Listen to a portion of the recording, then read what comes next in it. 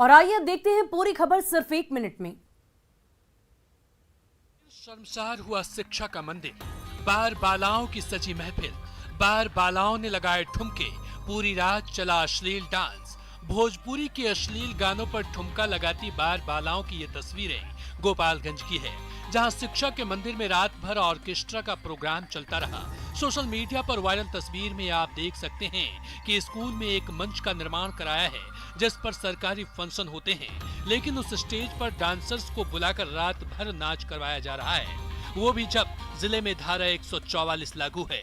भोजपुरी के अश्लील गानों पर ठुमका लगाती डांसर्स पर पैसे लुटाए जा रहे हैं, लेकिन प्रशासन को इसकी खबर तक नहीं है।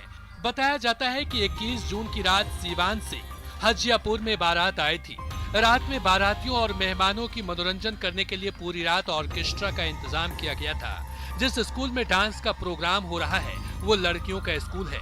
शहर के प्रतिष्ठित गर्ल्स स्कूल में इस तरह का प्रोग्राम प्रशासन पर कई सवाल खड़ा कर रहा है। आपने अभी तक इंसानों की शादी देखी होगी, मगर हम आपको कुत्ते और कुतिया की अनोखी शादी दिखा रहे हैं। जी हाँ, ये अजीबोगरीब किस्सा पूर्वी चंपारण के गांव मजुराहा का है, जहां 2 मूक जानवरों की शादी पूरे रीति रिवाज के मुताबिक हुई। बड़े ही शान से दूल्हा बना कोल्हू कुत्ता और कुतिया बसंती भी लाल चुनरी में सजी धजी दिखाई दी। शादी में बकायदा मड़बा भी बनाया गया था और उसे सजाया भी गया था। साथ ही शादी में बैंड बाजा और डीजे की भी व्यवस्था की गई थी। शादी के भोज का भी इंतजाम किया गया था। शादी में पूरा गांव शामिल हुआ। साथ ही साथ लोग डीजे की धुन पर नाचते गाते नजर आए। ग्रामीणों का कहना है कि उन्होंने कभी कुत्ते की शादी ही नहीं देखी।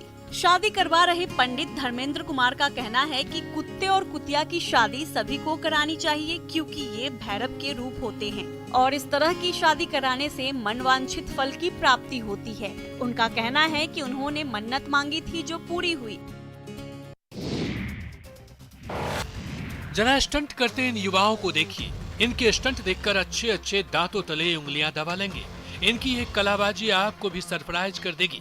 दरअसल जमुई के रहने वाले ये युवा स्टंटबाजी में अपना नाम कमा रहे हैं। महादलित परिवार से ताल्लुक रखने वाले ये युवकों ने कभी भी परिस्थिति से हार नहीं मानी। ये सारे स्टंट इन्होंने खुद ही सीखे हैं। सोशल मीडिया और यूट्यूब के जरिए कई सालों से ये सभी स्टंट की प्रैक्टिस कर रहे हैं और अब ये इनमें पारंगत हो गए हैं। शहर से सटे किऊल नदी के किनारों पर युवाओं की टोली अक्सर स्टंटबाजी करते दिख जाते हैं। तरह तरह की कलाबाजी दिखाते हुए 1 दर्जन युवाओं की यह टोली स्टंटबाजी के लिए जिले में काफी फेमस है। ये सभी खुद को चुस्त दुरुस्त रखने के साथ फिल्मों में अवसर मिलने के इंतजार में हैं। खैरमा मोहल्ले के महादलित परिवार से आने वाले लड़कों की टोली back flip, cartwheel, front flip, side flip, cheat gainer जैसे स्टंट आसानी से कर लेते हैं। हालांकि आप ये स्टंट दोहराने की कोशिश नहीं करें, ये काफी खतरनाक हो सकता है।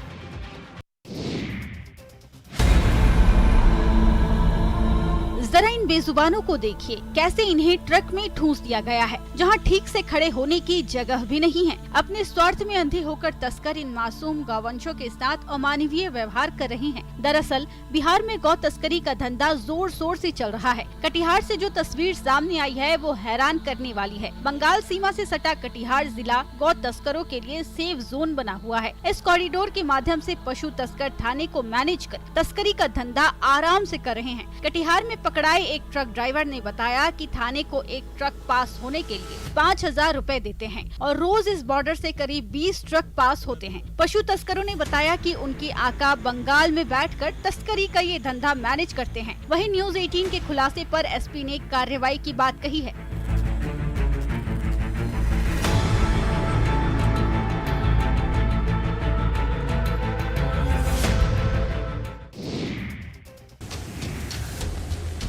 मॉनसून की पहली बारिश लोगों के लिए मुसीबत वाली बारिश साबित होने लगी है। वहीं पहली बारिश में ही प्रशासन की सुव्यवस्था की पोल खुल गए। मूसलाधार बारिश होने के बाद सदर अस्पताल का पूरा परिसर जलमग्न हो गया। अस्पताल का एक भी हिस्सा इससे अछूता न रहा। सबसे चौंकाने वाली तस्वीर सदर अस्पताल के पिछले हिस्से में बनी जीविका रसोई में देखने को मिली, जहाँ बारिश के बाद पूरा रसोई पानी में भर गया। ये नजारा देखकर आप भी सोच में पड़ जाएंगे कि क्या ये दृश्य एक अस्पताल का है। कई घंटों तक रसोई में पानी भरा रहा, जिसके कारण रसोई में काम करने वाले लोगों की समस्या और ज्यादा बढ़ गई। पानी का स्तर इतना ज्यादा था, शाम को जीविका रसोई में खाना नहीं बनाया जा सका। मजबूरी में सदर अस्पताल में भर्ती मरीजों को रात में दूध और ब्रेड देना पड़ा। दिन भर की जो तैयारियां की गई थी वो बारिश के कारण धरी की धरी रह गई। पानी का स्तर जब कम हुआ तब जाकर यहाँ खाना बन सका। फिर सवाल ये भी उठता है कि ऐसी रसोई में बना खाना कितना शुद्ध होगा।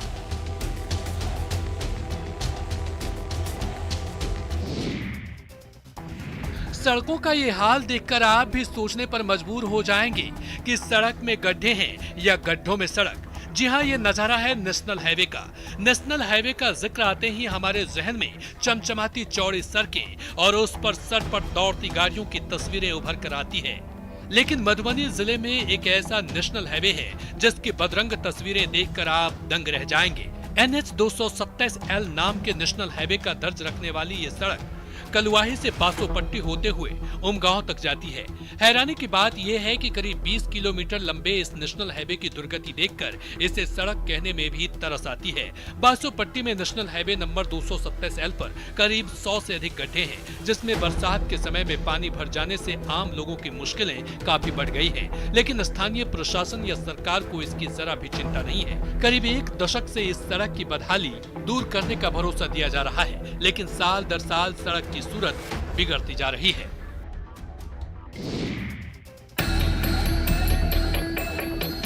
क्या कभी आपने किसी को सड़क पर मछली पकड़ते देखा है? नहीं देखा है तो देख लीजिए, ये सभी लोग सड़क पर मछली पकड़ रहे हैं। ये पूरा मामला है भागलपुर के नेशनल हाईवे 80 का। दरअसल घोंघा में NH 80 के गड्ढों में भी मछलियां मिली हैं। अब ये कैसे मिली हैं, ये भी आपको बताते हैं। सड़कों पर इतने बड़े बड़े गड्ढे हैं कि आने जाने वाले वाहन भी इसमें पलट जाते हैं। वहीं मछली लेकर कहलगांव जा रही पिकअप का पहिया भी पानी भरे गड्ढे में फंस गया और वाहन पलटते पलटते बचा। इस दौरान पिकअप में लदी जिंदा मछलियां सैकड़ों की संख्या में सड़क पर गिर गई और पानी में इधर उधर भागने लगी। जब आसपास के लोगों ने मछलियों को सड़क के पानी भरे गड्ढे में देखा तो मछली पकड़ने की होड़ मच गई। कुछ लोग तो जाल लेकर मछली पकड़ने लगे। सड़कों की ये बदहाली अब राहगीरों के गले की फांस बनती जा रही है। इस हाईवे की खराब स्थिति दुर्घटना को न्योता दे रही है। ये हाल है स्मार्ट सिटी भागलपुर का।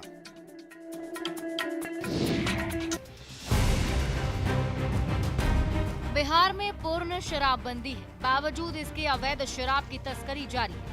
माफिया नए नए तरीके खोजकर शराब की तस्करी कर रहे हैं, पर विभाग भी इन पर नकेल कसने के लिए लगातार कार्रवाई कर रहा है। इसी कड़ी में गोपालगंज में उत्पाद विभाग ने कार्रवाई करते हुए ट्रैक्टर में छिपाई गई अवैध शराब को जब्त किया है। खबर के मुताबिक गुप्त सूचना के आधार पर कार्रवाई करते हुए उत्पाद विभाग ने कुचाई कोट स्थित बलथरी चेक पोस्ट के पास वाहनों की जांच की, जहां ईंट लदे ट्रैक्टर में छिपाई शराब को जब्त कर लिया गया।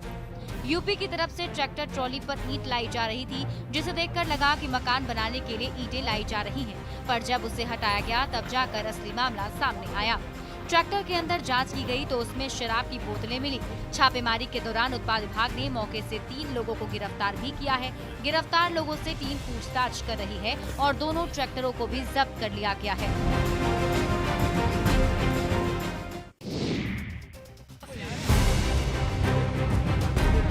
किशनगंज जिले में रतवा नदी में भीषण कटाव हो रहा है। कटाव की चपेट में ग्रामीणों के साथ स्कूल और आंगनबाड़ी केंद्र भी आ चुका है। इस खबर को न्यूज 18 ने प्रमुखता से दिखाया था और न्यूज 18 की खबर का एक बार फिर से असर हुआ है। प्रशासन अब रतवा नदी से हो रहे कटाव को रोकने में जुट गया है।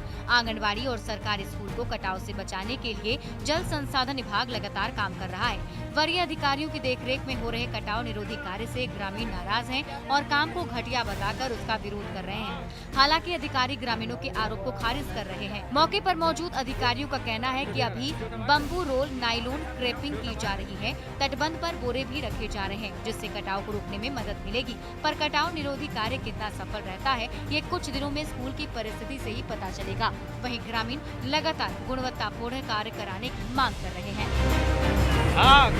अभी बैठ के देखिए।